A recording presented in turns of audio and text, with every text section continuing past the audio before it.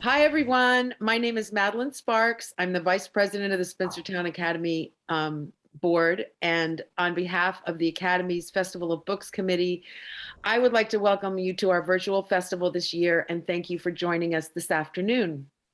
After Rick shows us how to make this delicious dessert, he will answer your questions about baking, chat about celebrity chefs he's worked with, and share celebrities and chefs he's worked with, and share the challenges unique to publishing cookbooks, whether as author or editor. A little housekeeping, feel free to submit questions at any time via the chat button on the information bar at the bottom of your screen. And if it's something cogent to what he's doing at the moment, Kate will let him know. And otherwise, we'll talk about it afterwards. A quick note about programs coming up at the Academy. Sunday, tomorrow at 4 p.m., we have Peter Siss with Nikki and Vera, A Quiet Hero of the Holocaust and the Children He Rescued, which is an extraordinary book. On Tuesday, October 12th at 7 p.m., Ayad Akhtar with Homeland Elegies. He is has newly been named the New York State author. And next weekend, we have two excellent programs for the younger people in your life. So check those out on our website. All of our programs are free, but you'll need to register online by the day before the event. Also remember our online specialty bookstore, which opened today. 100% of the proceeds from the book sale and donations go to the Academy programming and our annual budget. So these events and the funds they raise are crucial to our survival. Please visit us on the web at spencertownacademy.org for more information about the book sale and our future programs. We're very fortunate today to have chef and cookbook author and editor Rick Rodgers with us to conduct a cooking demonstration of Almás Pite, or Hungarian Apple Pie, a classic pastry from his cookbook, Kaffeehaus, Exquisite Desserts from Classic Cafes.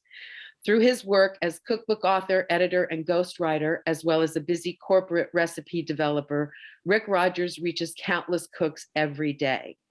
Growing up in the San Francisco Bay Area, Rick's consciousness was raised by the region's great ethnic restaurants and local farms. He began in the food business during high school, and after graduating in theater from San Francisco State University, Rick moved to New York, where he was instantly immersed into the restaurant and catering world. His catering firm, Cuisine Américaine, broke new ground when, as a young American chef, he created many events for the Service Culturel, I'm not saying that correctly, of the French Embassy offices in New York City. It was there that he initially fed the magazine editors, publishers, and food and beverage executives who would commission his first books and recipe development jobs.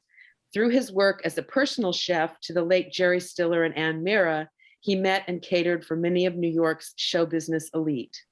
These relationships paved the way for his career, helping celebrities and chefs tell their own stories. A number of Rick's projects have landed on the New York Times bestseller list or gone on to win Beard, IACP, and Gourmand Awards and nominations. Please join me in welcoming my friend of more than 40 years, Rick Rodgers. Hi, Mad. Hi, Rick. Way back.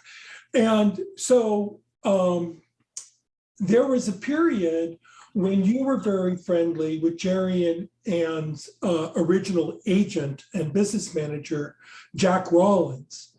And they were in Chatham, weren't they? Mm-hmm. Old Chatham. Yeah. Yeah, they had a house in Old Chatham. Yeah. And so I remember palling around their pool. And it's just so amazing to hear, you know, all that whole thing about my biography, because you know, I mean, even though you and I, you know, we've known each other for over 40 years, we met in kindergarten. Isn't that right? That's how I remember it. We were in diapers. Diapers, that's right. I remember you said, I have diaper rash really bad today. Do you have anything for it? And that's our first conversation, I recall. But and anyway, it's just that, you know, it's just with so much being at the right place at the right time. You know, because it was very serendipitous. Yes, it was all very serendipitous. But we were on the Upper West Side in Manhattan, just before Seinfeld came on the air, and we led our lives were like, I tell people, my life in Upper West Side in the 80s was like Seinfeld and Friends. Mhm. People really did come through the front door going, oh my God, I got the Broadway show. Oh my God, I got the show. Oh my God, I got the TV thing. I got the commercial. I got a book contract. I got a party. I'm going to cater a party for Yves Saint Laurent at the French Embassy. You know, I mean, these True. things, we were 3 years old, Yeah. but it really happened. And it really happened because we were in New York and we were open to it happening. Mhm. You know, Well, so- I first met you at, and many people who Yeah. are watching now may remember this restaurant. I worked at a store on Broadway while I was auditioning for things, and it was called Teachers, and it was our hangout. I mean, we went there for, you know, meals all the time, and Rick was the manager, and we became fast friends because we spent a lot of time there.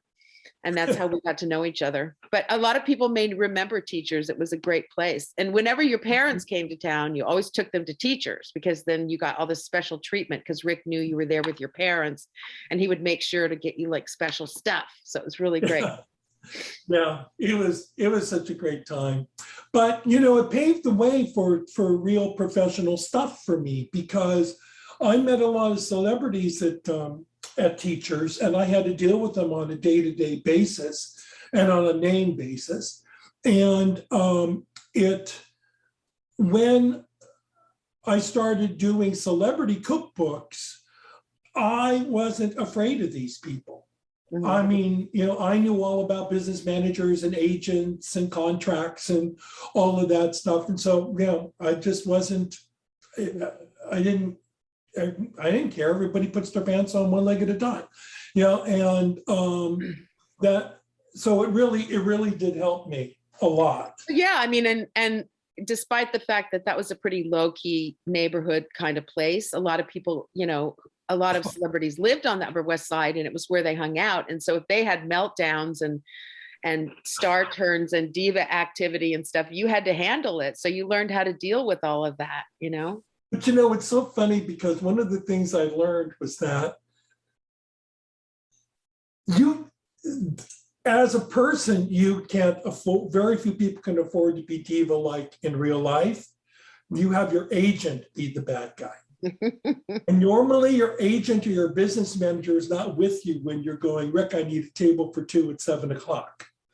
You know, so I always got, I got the star treatment. Mhm. Yeah. You Oh, know, yeah. the tables were turned. And we were also, we had 2 locations, and one of them was next door to Zabar's. So that was another element, was that our landlord were the Zabar's. So I had to, this little, you know, this kid from San Francisco, I didn't know from Lux, I didn't know what Dr. Brown's was. You know, it was like I had to get totally immersed into the whole Upper West Side Jewish European culture. Mhm. And I learned fast. Now, my background is, my family is from Liechtenstein. And so my aunts would make the Viennese, the fancy Viennese desserts for my family parties. I thought that everybody had an aunt who made, you know, a 6-layer Doberstort for my birthday. I found out a little bit later that I was wrong. But I mean, that's the way how I grew up. And so that is the way how my proficiency in the desserts of Vienna, Budapest, and Prague happened, was because all the time is when all of this stuff was happening. And what you said was true. I was commissioned to write my first cookbooks. I didn't go around with my heart in my hand. I actually have another couple of phrases that I can hear Jerry saying what I wanted to say. But anyway, Jerry Stiller. I didn't go around with my heart on my sleeve saying, and my violin going, oh, I'd really like to write a cookbook. My grandma was a great cook and I want to write it down. It was that I, through a series of misadventures, I found myself catering at the French embassy. Now, the embassy is true, the embassy is in Washington, but the branch of the embassy that handles the cultural services of France in the country is on Fifth Avenue and 79th Street. So I started doing these parties at the French embassy, and people like Grand Marnier would have parties there, Moet Chandon, Marie Brizard, which is a liqueur company. And so I started meeting the executives at the French food companies. And I remember one time I did a party for Grand Marnier, and they said, and I said, look, you know, we have this new flavor of Grand Marnier, it was passion fruit flavor. And I said, I have to do some recipes with some of the product. They said, oh no, you don't have to do that. Just give them the smoked salmon on toast. You know, I said, no, you know, this is a launch for a product. I'm going to make some stuff. So I made some white chocolate this with passion fruit, and I made a duck pate with passion fruit glaze, and whatever I made, I should remember 30, 40 years later. But anyway, I did. And the next morning, the boss of Grand Marnier calls me and says, well, we really enjoyed the food last night. We thought the recipes with the product were incredible. Can we buy them from you? Oh, no. Yeah. I mean, talk about learning fast, right? And I'm like, okay. He said, well, we were thinking $1,000 a recipe. So let's see, that's 6 recipes times. And so it's like, can we make it 5,000? And I'm like, okay, I think so. I mean, it could have been 5 million at that stage of my life, right? But so one thing led to another, and then I started.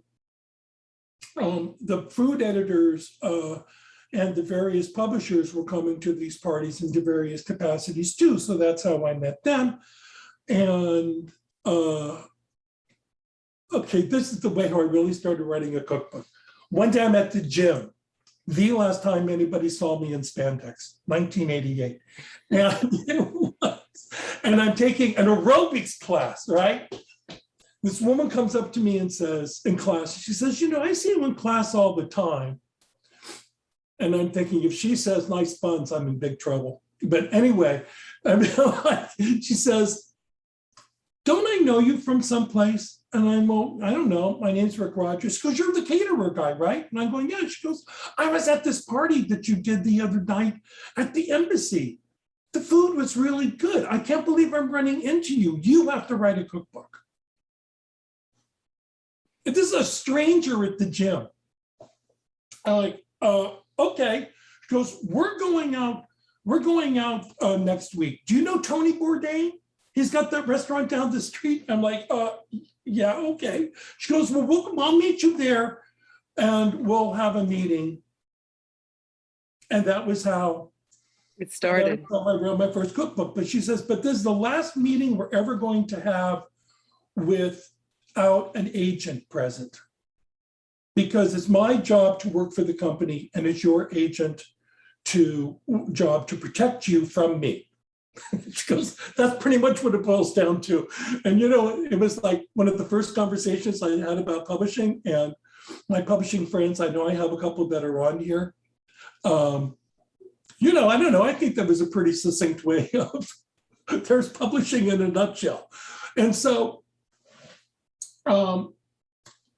so to show you the next coincidence, let's go back. I'm working at Teachers. Now, at that time, I'd worked at Teachers for maybe 5 years. I knew everybody on the Upper West Side. If you lived from 72nd Street to 96th Street, we had run into each other somewhere along the line. So she says, I'm going to introduce you to a friend of mine. I'm going to invite her to lunch too. I think you two would be a great match as a client and an agent. And I was like, great. So my friend Harriet and I are sitting there, you know, having a glass of wine before lunch. And I look across the room and I go, oh my God, Harriet, hold. This is my friend who I met at the gym, who is the editor at Random House, who was having lunch with me, and said, Harriet, hold that thought. My old neighbor from the Upper West Side just walked through the front door. I have to go say hello to her. So I go running up to my friend Susan, who I hadn't seen in a year.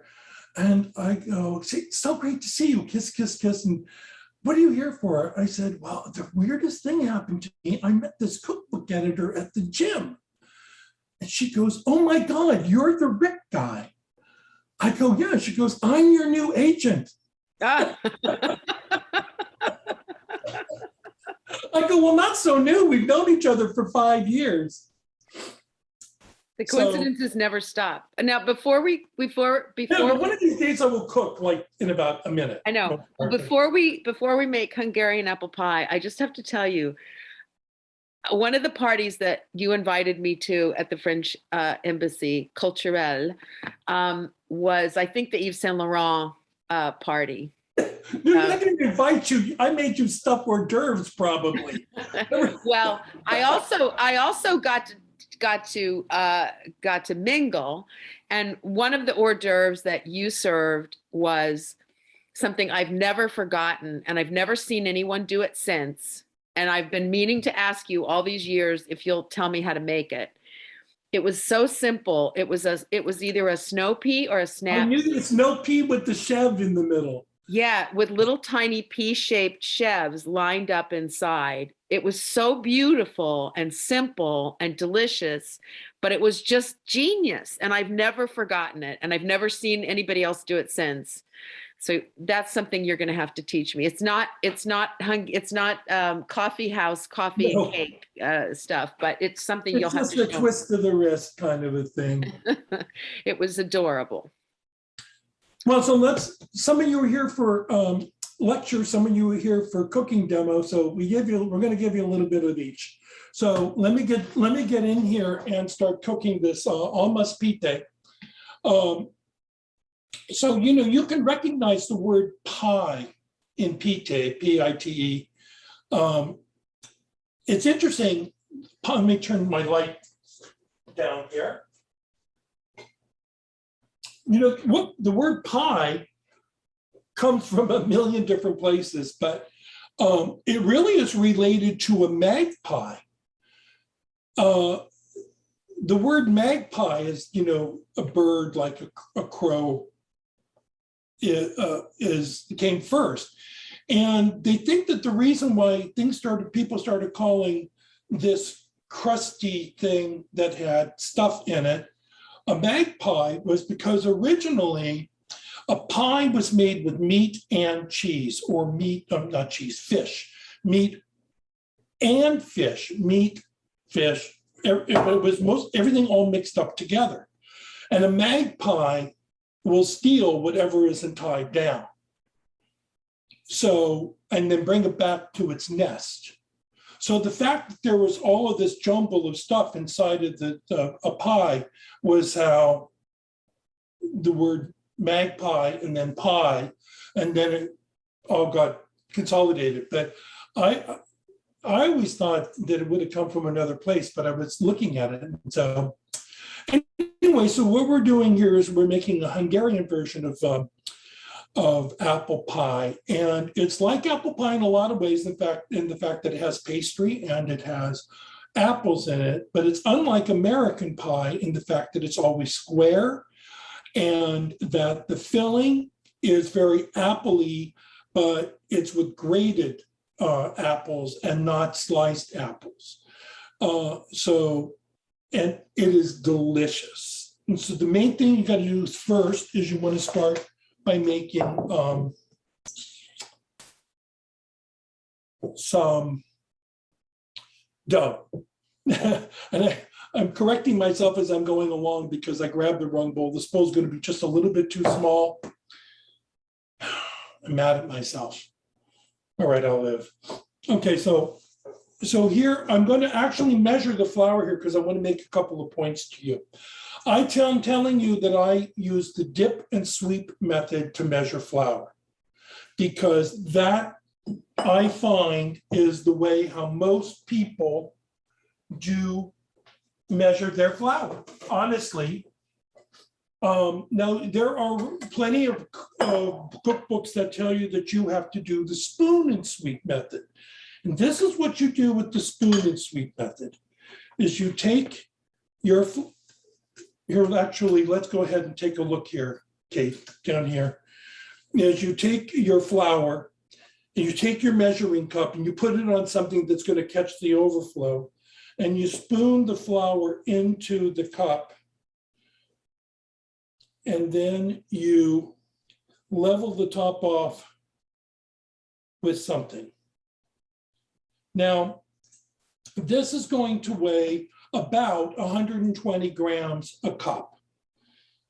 But whenever I do that, I'm like, now I know to put a plate down to catch the overflow, but it's still a pain in the neck. And pretty much every home cook I know just goes and dips the flour into a container and then measures it and then levels it off. And so that's what I'm going to do here. And that is 140 grams a cup. So the extra 15 grams, whatever it turns out to be, is not that really that serious in the long run if you're doing 1 cup. But if you're doing 2 cups, 3 cups, and 15 grams with every cup, it can get a little out of control. So that's why everybody, serious bakers are going to tell you to use a scale to measure flour. And if you're a super, here comes a half a cup of sugar in my dough. If that's 2/4 cups. So if you are super serious about baking, then you bake everything in metric system, because that way everything always weighs the same. When you measure with the American system, here comes a pinch of salt. I like to use fine sea salt because I'm sure that it's going to dissolve in the batter that way. I just don't trust some of the flaky salts like the kosher salt. So, like I say, very serious bakers going to tell you to do everything in metrics because it's always going to weigh the same. With American baking, you always have the ellipse coming over the top of the cup, or even if you're measuring on the side when you're doing liquids on the side of a glass cup, you always can go a little bit over or under. If you weigh a cup of water, it's always going to be 240 grams in weight. Okay, so let me get some butter out of the refrigerator here, because when you're making pastry, you want to be sure that everything is cold. So I meant to wrap this, but I didn't. Salted versus unsalted butter. Now, where I come from in California, they call unsalted butter sweet butter. It drives me out of my mind because it's nothing sweet about it. There's no sugar in it. It's just confusing. But here on the East Coast, we just pretty much call it unsalted butter. Now, I like the flavor of salted butter, especially on bread. So if you only have salted butter in the house, then you can certainly use it, but you wouldn't put that big pinch of salt into this recipe. Now, one thing I found when I was in Europe collecting the recipes for coffeehaus, exquisite desserts from the cafes of Vienna, Budapest, and Prague, is that, let me cube this cold butter, is that European cooks don't like salt in their desserts. So this was an American recipe. There would probably be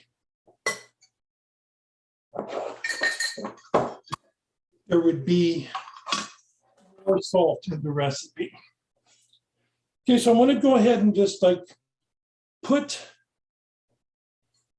the butter into the flour mixture. I'm just separating them with my fingers and coating the cubes with a little bit of butter here, because when I go to cut it in with the pastry blender this way, it'll stick less to the blades. Now, whenever you make pie dough, which this is similar to, you cut the butter into the flour. What you're going for is that you want some of the butter to be fine and some of the butter to be not so fine. What happens is that as the dough is in the oven, the butter melts and it's going to give off a little bit of steam. And then that's what makes your dough flaky. When the dough, other part of the dough that's more finely chopped up, it's distributed throughout the butter. As that melts, it's going to make the dough tender.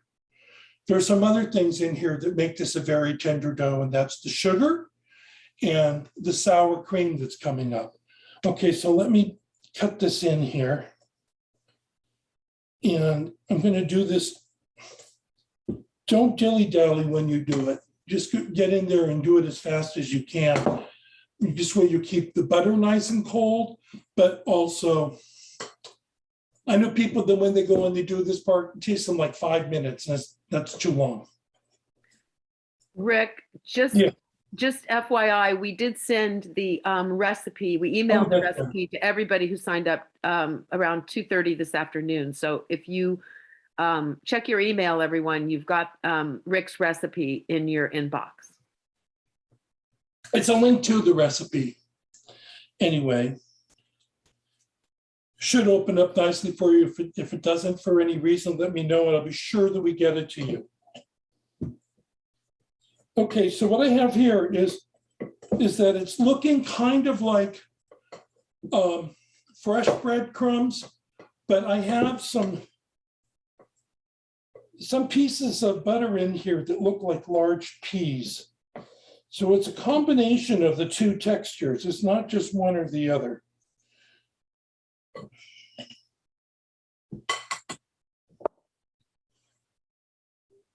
So yeah, so see, I have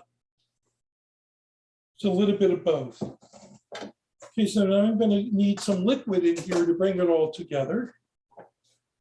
So here is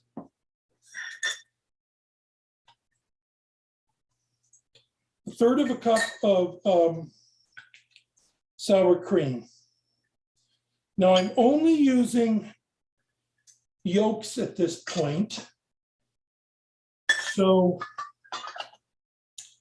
when you separate eggs, it's a lot easier to do it if the eggs are cold. Okay, so do them right out of the refrigerator. And the easiest way to separate an egg is to do it with your fingers. Just put it in the cup your fingers here and put the yolk in and let the white drain off, and you're going to end up with a yolk in your hand. And it's a really great way of doing it. And I need a squirt of vanilla. And so vanilla is very expensive these days because there was not a drought, but a blight of the vanilla orchids in Madagascar. You know, you will see the word bourbon. Madagascar bourbon vanilla is normally considered the most, everybody's favorite bourbon. There's also Tahitian, there's also Mexican.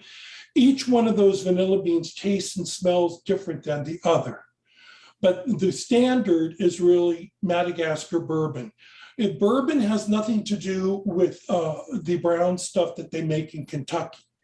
It is the bourbon family of royal family, and that Madagascar's original name was Bourbon when it was a territory of France. So what I do now is, because it's so expensive, what I'm trying to say is, because it's so expensive, I buy my vanilla in bulk. because it's a lot less expensive if I buy a quart, and it's going to stay good forever.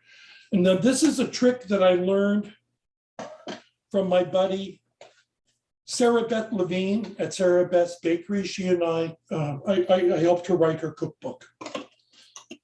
Is every now and then I want a vanilla bean in a recipe. Vanilla beans love to dry out on you. So you spend $5 on a darn vanilla bean, and then you go to use it and it's dry. So what she taught me to do is to put the vanilla beans in my jar of vanilla extract. So this is vanilla extract. This is not vodka or brandy. You know, some people tell you that you can make your own vanilla extract by taking brandy or vodka and sticking vanilla beans in them and let them steep. That is a pile of hogwash. Because vanilla extract is an extract. It's concentrated. And so if you make it with just by soaking beans in vodka or brandy, you're not going to get the same flavor. It's cool, but you're not going to get the same flavor. But anyway, this preserves the vanilla bean so that when I go to use it, it's really nice and moist. So I have my nice long dental, this is one of those dental probes.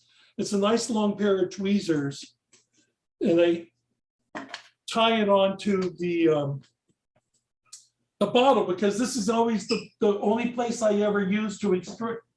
I ever use it. So, okay, let's pretend like that was a half a teaspoon of vanilla. Close enough to me, for me. So here's mix up my sour cream. Let me get this, move some stuff around here.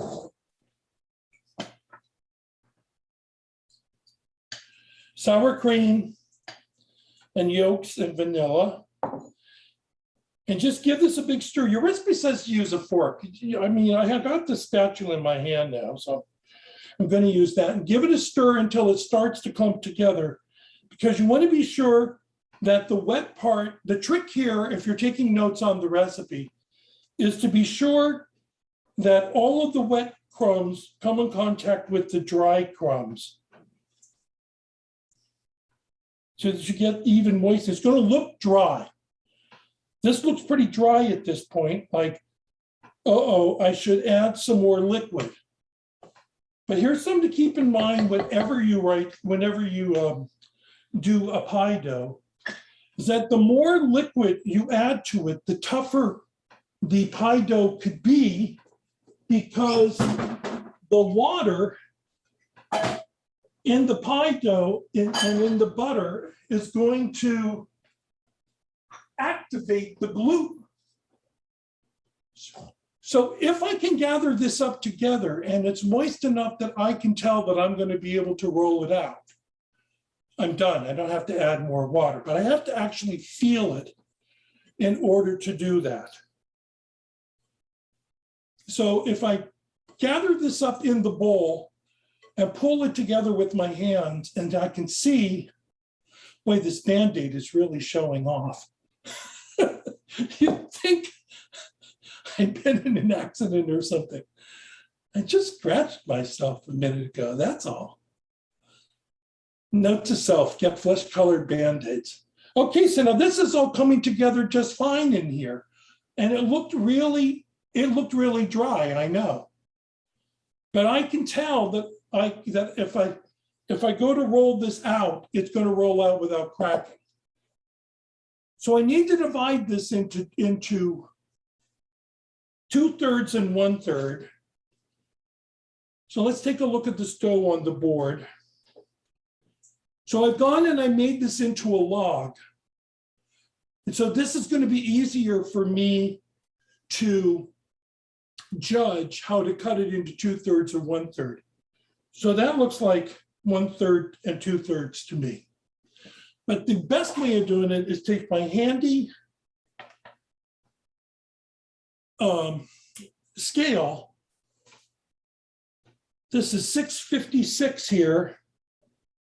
So that's 222, something like that. Close enough. That was 225. So 225 and whatever's left over here is going to be fine. Now, I want you to form these into squares. Your tendency is going to say, I'm going to put it into a disc because you're used to making pie dough and making it round. But in this case, it's going to end up square. So let's start it as a square. Let it get an idea that that's going to happen. The other thing, if you like baking, I have a big roll of saran wrap down here at my knees in a drawer.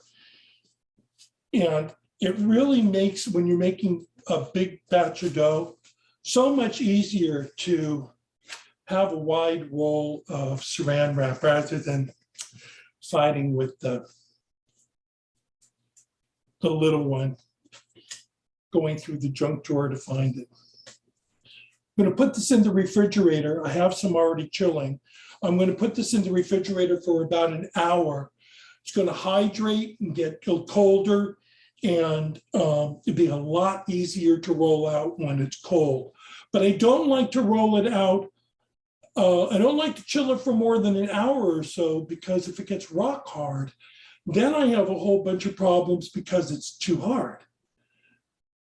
So some people think they're doing themselves a favor by making pie dough the night before, maybe saving yourself some trouble and time at the beginning. But if the next day, if you go to roll out the dough and it starts to crack, you know, you started out, you had a nice round piece of dough, and then all of a sudden it starts to look like Florida, you know, the shape of Florida. That normally has to be because your dough is so cold that it won't stretch. You need it to be cold enough that it'll stretch, but not warm enough that it's going to stick to your counter.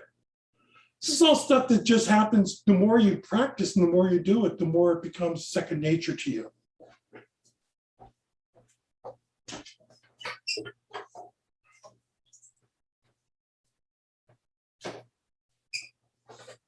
Okay, in the refrigerator, I need a scraper.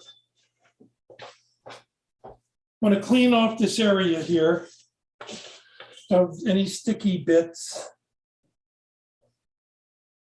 Okay, let's talk about our filling, which I started,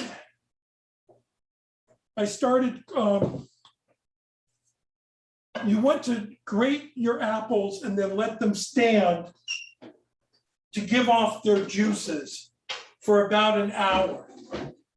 Now you toss the shredded apples with a little bit of lemon juice. Now, I mean, look how brown these got. I tossed them with lemon juice. I used to cover it with plastic wrap, but over the years I've realized they're going to turn brown no matter what the heck I do. So why use plastic wrap?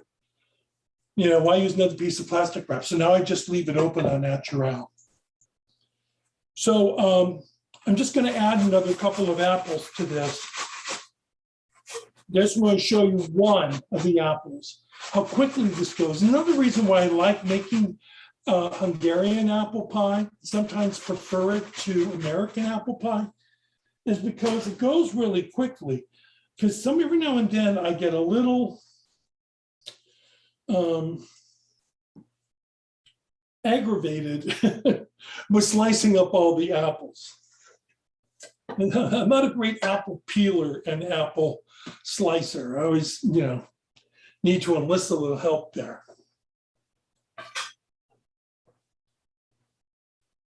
My helper has a name. His name is Patrick, my husband of 42 years, but who's counting?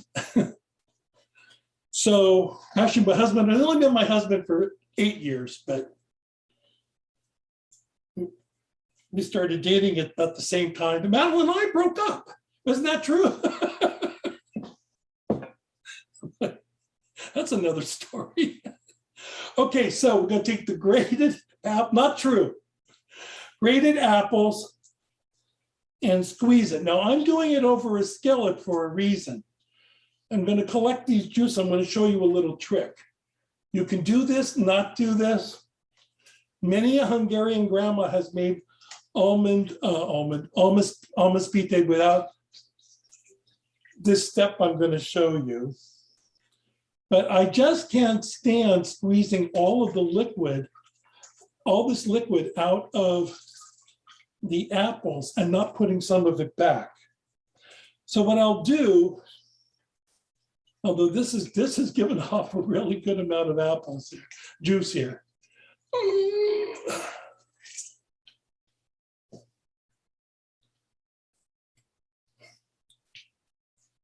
I have a measuring cup right here. I'm curious to see how much this is. Let's take a look.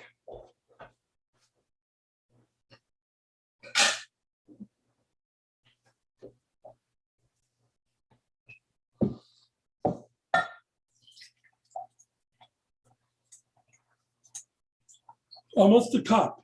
Some of it's shredded apples.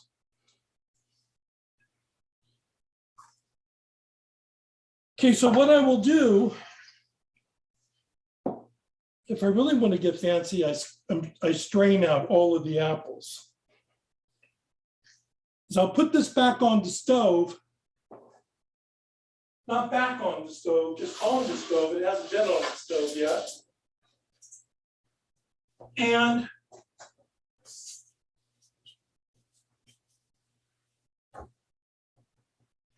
bring it to a boil and let it cook down until it's a syrup. It's just only a couple of tablespoons left. And then I will put that concentrated apple juice back into here. Okay, now you can do that. You can skip it. Nobody cares. What do you want? I'm not going to be there. If you have the time, do it. So I need to put some sugar in here. Now I'm going to season this because if I put the cinnamon and the sugar in here at the beginning, when I go and squeeze it, it's all going to get squeezed out. Here's some cinnamon. If you have a choice on what kind of cinnamon to buy, I like Saigon or Vietnamese cinnamon because that is what is called true cinnamon. A lot of times you buy cinnamon and it's made from cassia, which is false cinnamon. It tastes like cinnamon in a lot of ways. The main difference is that one bark is very soft and the other bark is a lot harder. But to me, the flavor of Saigon or Vietnamese cinnamon is the real deal. So if you get a chance to buy it by terroir, as it is, go ahead and go for Vietnamese. Okay, so now I have some very finely chopped walnuts. I did not toast them. You can toast them if you want to. And a couple of tablespoons of dry, regular, plain, not with the Romano cheese and the oregano in it, dried breadcrumbs. Those are just the regular old supermarket breadcrumbs, okay? Nothing special about them. Okay, so let's give this a stir. I could put raisins in here if I wanted to. You know if you have raisin haters in your family and you can put them in or not. I am feeling like I'm not going to do it in this one. I did it in the other one. The one that's cooling on the rack that I made earlier this morning that I'm going to show you at the end of this. So we don't have to wait for it to bake. I need to be sure that my board is dry, or my work surface is dry.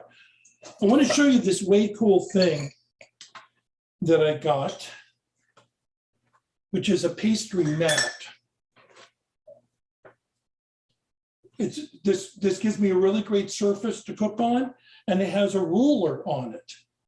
So if you are questioning how large if a recipe gives you a specific size about how to roll something out, the numbers are already on here. This is silicone. This is really a great thing. It was like 10, 15 bucks, not expensive. And now I use it all the time. A friend of mine told me about it, and I'm like, what do I need that for? I have a countertop I've been baking on for years, or I use a wooden board. I'm fine with that. This thing really is great, because when I'm through here, I want to go over to the sink and I can just pick this all up and it's all contained. All right, so you can use a regular old square 8-inch pan. This is not a regular old pan, but I want to show you this, another way cool thing. This is a brownie pan, 8-inch square, but see, it's got a hole on the bottom so I can lift this up. But this is really great when you're making brownies or something like this, where you want to have the whole thing come up, and this way you don't have to flip it the way I'm going to do later. I like my dark aprons, but I'm always getting flour all over. Okay. So I need to butter this pan. This is another thing that I thought that I could live without in my life. And then I started, and then I've done a lot of cookbooks with other bakers. Sarah Beth's Bakery in New York, also Tate's Bakery in Long Island, also the Model Bakery in Napa. I'm a terrible name dropper, obviously. And they're all really fun people to work with. But the things I learned from them, and like this is another Sarah Beth thing. She taught me the thing about the vanilla beans. Of course, anybody who's ever eaten at Sarah Beth's Bakery, you know that there's going to be some special stuff that I'm going to learn from her. So, but see this round, this is a round pastry brush. And so when you need to butter here we go. When you need to butter a bundt pan, this gets really into the cracks in the corners of the bundt pan. So now I saved this brush, and it's only for buttering things. And because it's really wide, it does a great job on all my pans, no matter what size they are. And that's it. Now, if you don't have a brush like this, and you have your softened butter, don't use your fingers. Take a piece of paper towel and fold it up, and use that wad to distribute the butter. It's a heck of a lot more efficient. Okay, so the first thing we want to do is we want to roll out our bottom crust.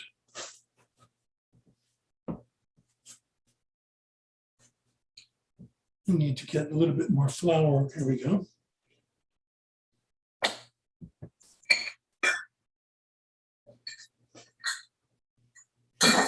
Straightened up here.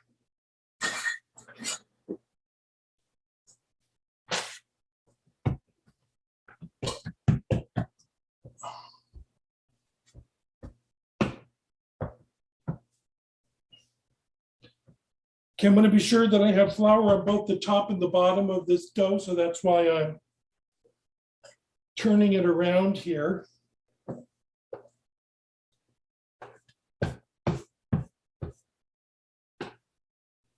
You want this to be about 1 inch larger on all sides of your 9-inch pan.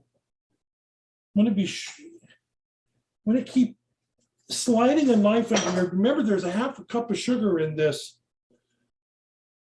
dough here, so it likes to stick.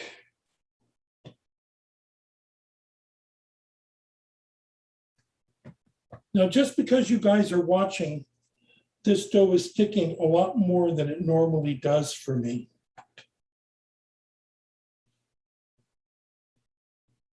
But in a way that's okay, because you're going to have the same kind of issues. So let me just go ahead and take the pan. I'm going to put it in the center here and see that I have clearance everywhere, and I don't yet. So I need to put some more flour down, that's for sure.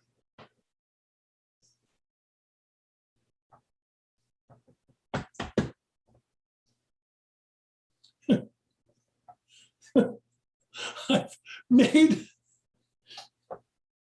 like 5 of these this week already, and this is the first time it's stuck. But part of it has to do with that it's a little humid today in my kitchen. Okay, so I'm just going to fold this up, put it in here, and just don't worry if it acts up, because you can piece it together. Okay, and this is really acting up. Maybe I did not chill the dough enough. I don't care.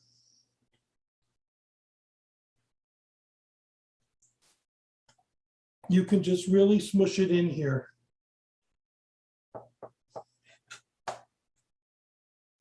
And if I have too much on one side than I do on the other, and I need to move some, I can do that.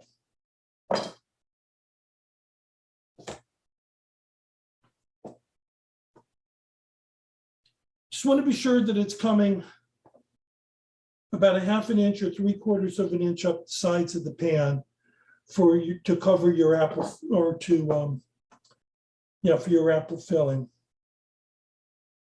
Now, if it really gets sticky,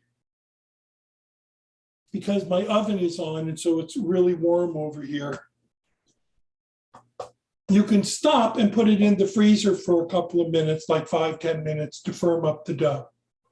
Do not freak out about this. Okay, it's funny because just the other day I was talking to a friend of mine who is Hungarian. She's like, every time I make my Almás Pite, it falls apart, and my grandmother's never did. And I'm like, oh, I don't know, mine always sticks to.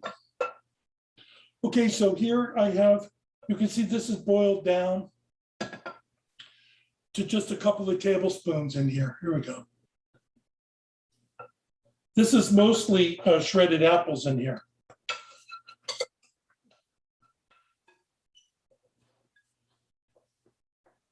Most of this is at room temperature, so I'm hoping that I don't think that little bit of apples warmed this up too much. Let's put our filling in here.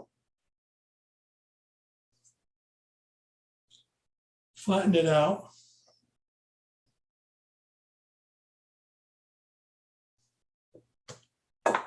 Set it aside.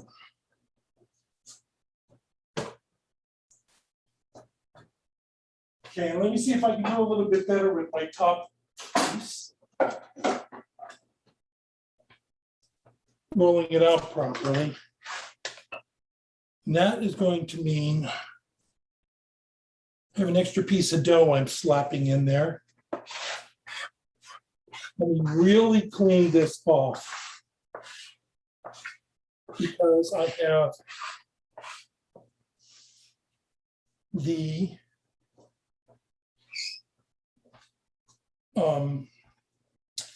juices from the apples are floating around here. And that's also making the surface a little dirty, making my dough stick.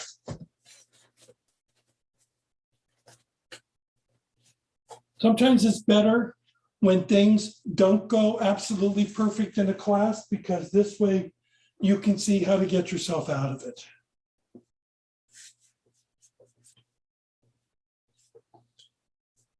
So now this top piece, I do want to be 12 inches, not 8 inches to fit just on the top.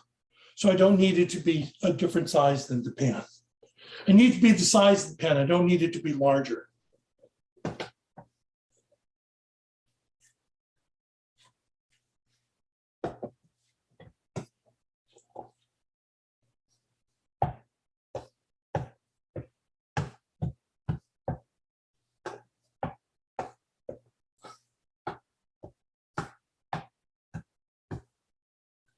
Okay, this looks more like 1/8 of an inch here.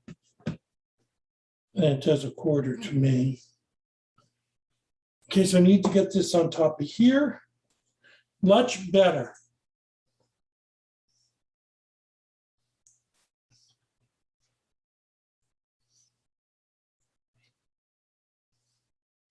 Just piece the two sides together, pinch them down. Here we go. Let me come over here.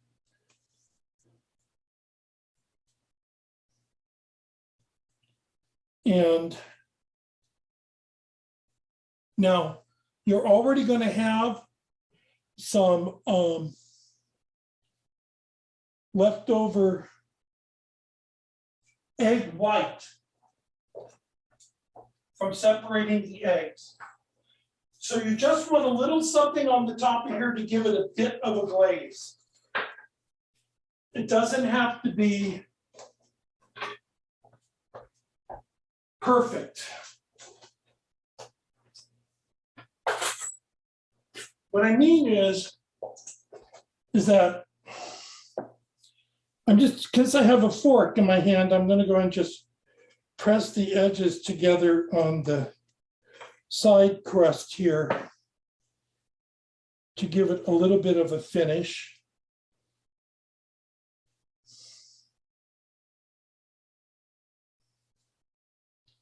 This is tearing. If you have a minute, put it in the refrigerator, and then you can run your tines or your fork over it. You get a little bit of a decoration on here.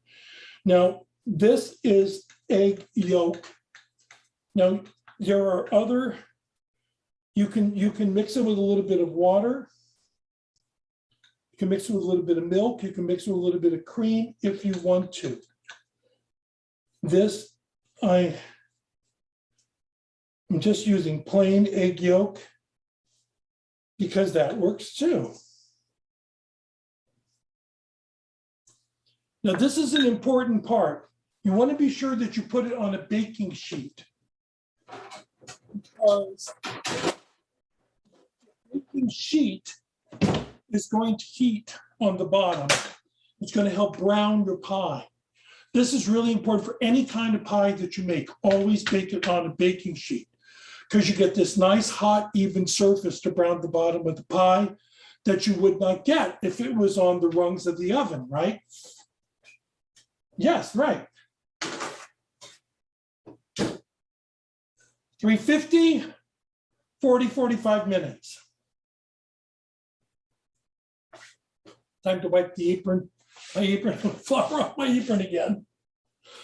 All right.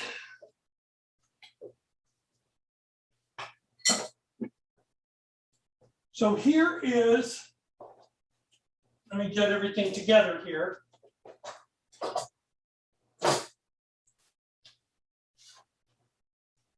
Here is my apple pie, my Almás Pite left over from, came out of the oven about an hour and a half ago, 2 hours ago. I should be smart. Run a knife around the sides just to be sure that it's loose. This happens to be a nonstick pan. Truthfully, I am not crazy about nonstick pans. If you looked at the pan I used to put in the oven, that just was a regular stainless steel pan. The reason why professional cooks don't like nonstick is because this dark surface soaks up the heat in the oven and it alters your baking time. Things bake quicker, burn faster in nonstick. So you just have to keep a little bit of a better eye on it. It's something that nobody ever tells you.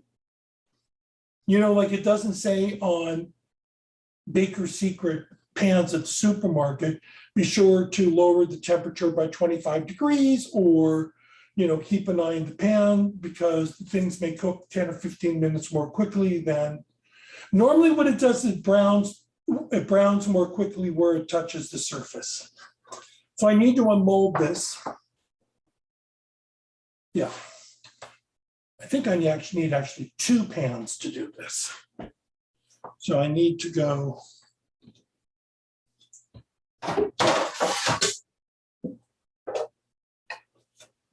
Like this once.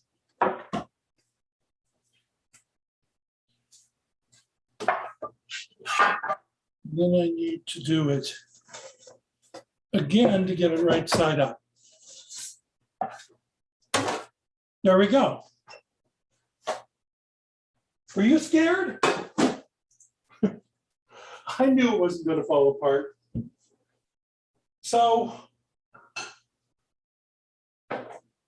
this dough is delicious. It has the sugar, it has the richness from the egg yolks, and it has the little bit of tartness from the sour cream. This is not almost like a cookie dough. It is a cookie dough. So you take a serrated knife, cut this up. Let's look on the board.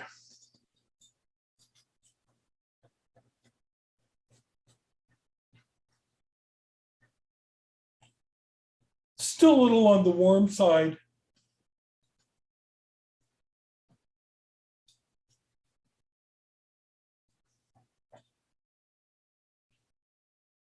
So you can see the amount of filling that you have in here. This is really, really luscious. It keeps a couple of days, just like regular apple pie does. See, here's the one that I made with the, this is what I made with the raisins. Sometimes I'll put currants in it.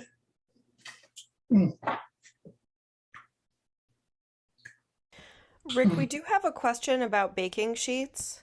Yeah. Would it be better to preheat the baking sheet in the oven before putting your pie on it? I have done that. I find that it works both ways because it's thin metal and it's going to heat up pretty quickly in the oven. But thanks for bringing that up. A great thing to do is that if you have a pizza stone, if you're a baker, you have a bread stone or a pizza stone, then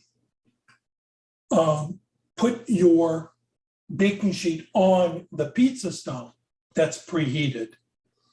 And then you're really going to get a really beautiful brown crust. This is really good information for you to have at Thanksgiving time when we do bake a lot of pies.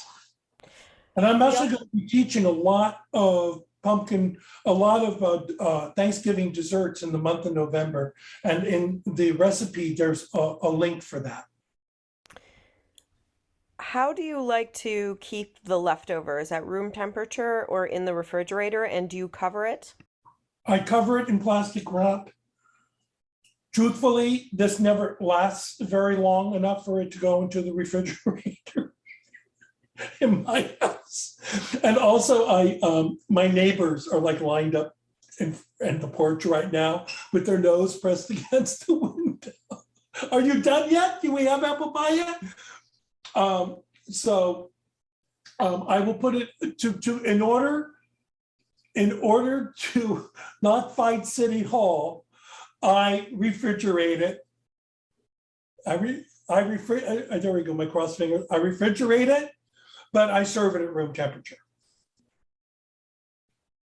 It's also really good. Wrap it in foil and throw it in the oven for a few minutes, like a 350 oven for about 10 or 15 minutes, just to warm it up a little bit with your Hungarian vanilla ice cream. What would make it Hungarian? I don't know. Rick, before we run out of time, I want to make sure, you mentioned you'll be teaching all these Thanksgiving. Rick wrote a couple of best-selling cookbooks. One is called Thanksgiving 101, which I have, which is fantastic, and Christmas 101. Is it Christmas 101 or Holiday 101? Christmas 101. And they have all of the best, really, really classic recipes that really help somebody who's not a chef, a home chef like I am not, to get it right. And they're just terrific. And if he's going to be teaching those in November and December, a lot of those recipes, you guys should really check it out. And I wanted, one of the things I thought was hysterical was a number of years ago, Rick he manned the Thanksgiving hotline at Purdue. And I think he may have a story to tell us about that. I don't know if I do. Well, you told me the other day you thought you had a good story from that. I'm trying to think that if I have a good story. All I remember, okay, I just want to let you know that Thanksgiving at a food writer's house is the same at my house, just as crazy, with relatives that aren't speaking to each other, the uncle that always drinks too much, the aunt that starts to cry, that all happens in my house. So one year I'm supposed to be, I was the expert on turkey for Purdue Farms. This is way back when Frank was alive and all of that stuff. Most of you are on the East Coast, you know who Frank Purdue is and was. And I'm answering the phones, and it was, I'm answering questions on a radio show in Indianapolis, where most of the turkey farms were at the time for Purdue. And so, okay, we're with Rick Rodgers, who is the turkey expert for Purdue Farms, and we're going to be right back after the news. Hello, Indianapolis. It's time for the news. Animal rights activists are picketing the Frank Purdue turkey farms in Valparaiso, Indiana today.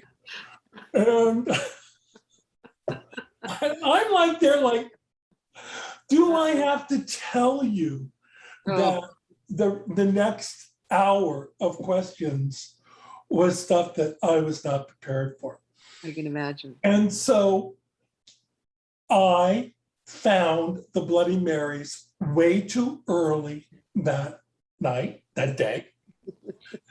And it was my turn to be the uncle that had too much to drink. And it was like everybody walks in and I'm asleep on the couch. It was just like, what can I tell you? It happens. So that's my story, I guess. Not a very good story. That's okay. I think that's pretty funny. But as I said, in my house, the same as everybody else. We were on the floor, and all that. We were talking the other day about how just briefly, this could be a whole hour, but if you can talk briefly about how the publishing landscape for cookbooks has changed in recent years, and in regards to, a lot of other things are the same way. It's like, if you're not a celebrity, you can't get something published. That was not true back in my day, but just like you had to have the credentials or you could not get published. Is the people's credentials now are their brand, what their brand is. Mm-hmm. And if you think about it, most of your favorite cookbook writers are actually brands more than they are individuals now. Mm-hmm. And that doesn't mean they aren't good, because they are giving you, the consumer, what you want in a cookbook. You would not buy a book by the Pioneer Woman if she did not deliver to you. Now, the main thing I think that is especially interesting now, and the cookbook industry is so enormous that you can write for a very specific audience. Well, is that like, I remember when vegan and vegetarian were little tiny niches. Gluten-free was an itsy bitsy little niche. And it's like now I don't for myself, in my home, I don't cook vegan and vegetarian and gluten-free. So it's really cool for me to be retired now, because I would have to be teaching myself an entirely different way to cook in order to write a cookbook, even though I've written 100 cookbooks. Now, I had to think about it because I have written 100 cookbooks for myself and other people because I do a lot of ghostwriting. But that's the number. I was forced to count it a couple of months ago for an interview.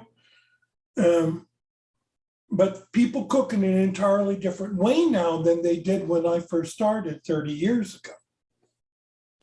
Well, I know you, speaking of brands, I don't know how many cookbooks you wrote for Williams-Sonoma, but David was asking, what types of books you did for them and how they directed you to what they wanted, or did you come to them with what they should do? Well, okay, but that's a really, really good example about how things happen these days.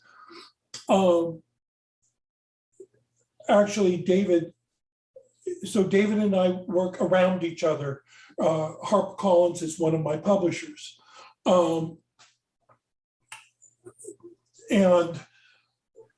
the way how that works is that Williams-Sonoma thinks absolutely everything through, and then they pick up the phone and call me. So it's like they'll call me and they'll say, "We want a book on chicken." I'll go, "Okay, like, how many recipes and but it's also, we sit there and have literally, I would say, 15 or 20 hours worth of creative meetings about what the titles of the recipes are going to be. Excuse me. So let's say, for example, my comfort food book. That was 100 recipes. We sat down and talked about every single, what the name of each one of those recipes was going to be. So it wasn't like apple pie. It was like apple caramel pie. So there was no surprises for the photographer and the art director and the prop stylist and the food stylist. And it even got to the point where we would do what is called the flat plan for the book, which means that, let's say the book has 320 pages, we would do a mock-up of every single page of what was going to be on that page. So I knew that if I was going to make coq au vin, and then we were going to have a picture next to it, that I could not write a long coq au vin recipe because it had to fit on one page, because the next page had to be the photograph.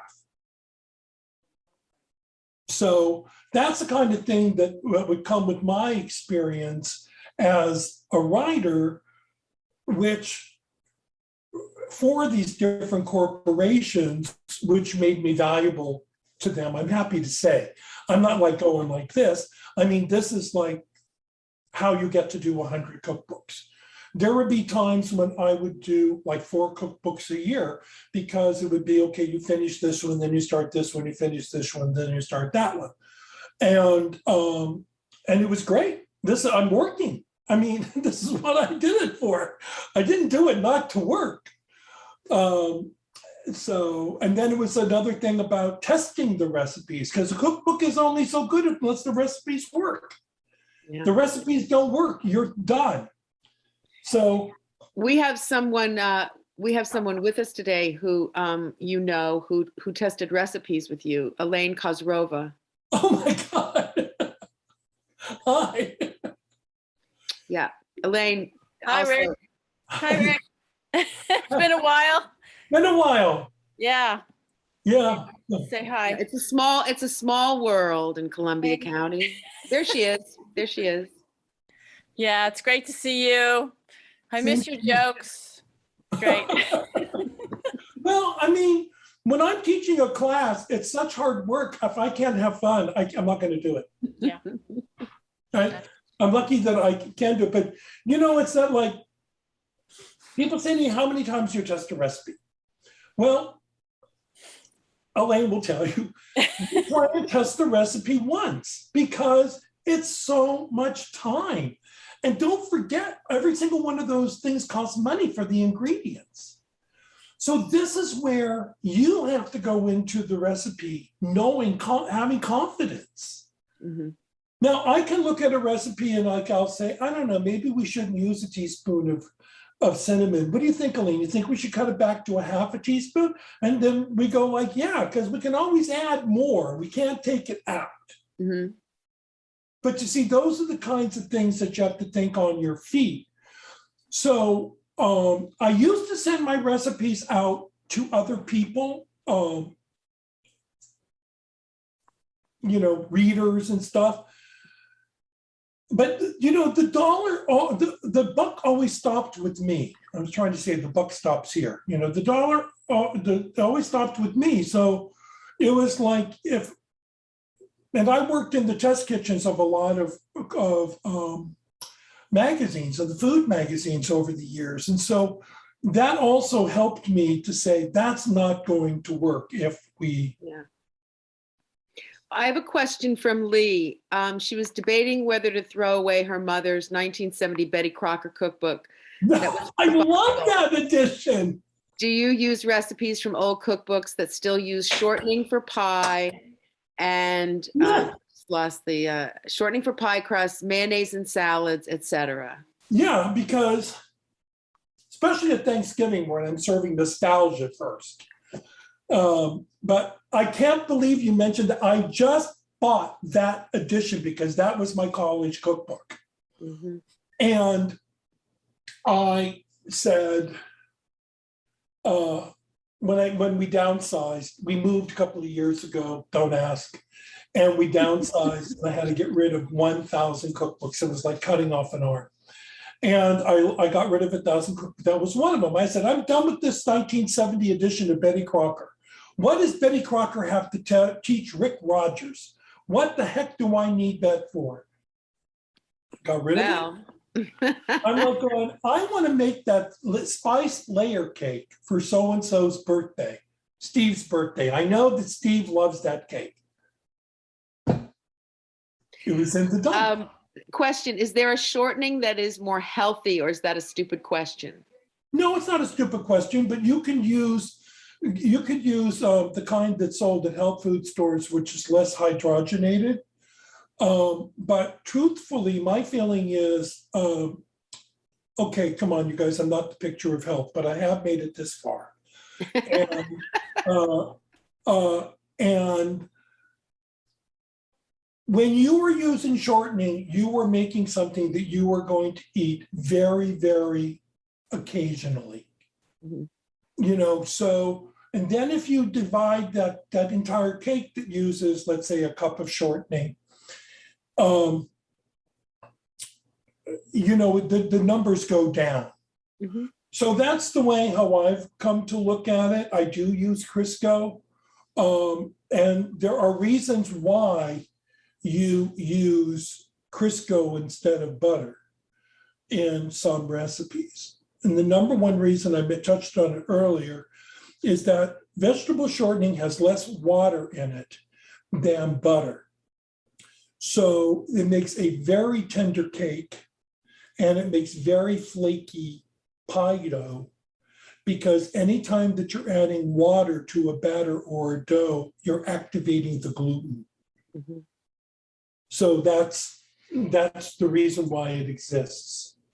But you can find practically any recipe that's healthy on the web now, on the internet. Mm-hmm. True. Everything's been, converted. Yeah, I'm like, I'm teaching 2 different kinds of pie dough over my Thanksgiving classes. I'm teaching my old-fashioned flaky, which is half Crisco and half butter. And I am teaching an all butter pastry pie dough too. So, but all those are on my schedule and really easy to find, because the easiest way to see the classes is to go to coffeeandcake.org. Coffeeandcake.com was taken, so I had to settle for .org. I'm not non-for-profit. I am all for profit, baby. But anyway, send the check. And then also at rickrodgers.com, there's a link for my cooking classes. And if you go to rickrodgers.com, my name is spelled with a D, Rodgers, as in Rodgers and Hammerstein, and not as in Mr. Rogers or Ginger Rogers, then you can sign up for my newsletter, and it has things about my classes, bonus recipes, stuff, all sorts of stuff. Kate listed your Facebook, your Instagram, and your coffeeandcake.org on the chat. So if people need to see it spelled out or whatever, just check the chat, and it's to everyone, so you can check that out. Rick Rodgers is easy to find on Facebook, but Cookbook Rick is a little bit of a dig on Instagram because it's not my name now. Mm-hmm. There's like a race car driver who had the nerve to name himself Rick Rodgers. There's also a financial advisor in Arkansas that I get a lot of mail from. Well, I know you're retired, quote unquote, from writing and editing and the cookbook world, but you're not really retired because you're very, very busy doing all of this other stuff. And I'm so grateful that you agreed to do this with us. It's been really a lot of fun. If anybody has any more questions, get them on there quickly because we're about to say goodbye. But if you've got a last minute question, say something. You can always email Rick directly and he'll get back to you or me, and I can pass it on to him. And it's just been such a pleasure to do this together, and for you to join us for the Festival of Books. Thank you so much. Oh, wait, I just have to hold up. Don't forget to order this guy. This is really fabulous. I've been sitting here with some of my family this weekend, and everybody's been poring over this and going, oh, look at this one, look at this one. So it's a very exciting cookbook. And we have lots of beautiful cookbooks in our online bookstore. None of them are Rick's, unfortunately, but we have a lot of beautiful cookbooks if for those of you who are cooking out there and want something interesting. So thank you again, Rick, so much. My pleasure. Elaine, what a great surprise to see you. Thank you for checking in. And the rest of you, thank you for being here. I really had such a great time being with you. I used to spend a lot of time up in the Berkshires. Unfortunately, I haven't been there in such a long time. But when you go to Guido's, tell them that, they still owe me $1.50 from the time I brought back the chicken. But anyway, that's it. Well, we look forward. Maybe next year when we have the festival in person, you'll come and do an in-person visit, and we can all see you in person. That would be my pleasure. Okay. All right, everybody. Thank you. Bye. Very much. See y'all later. Thank you so much.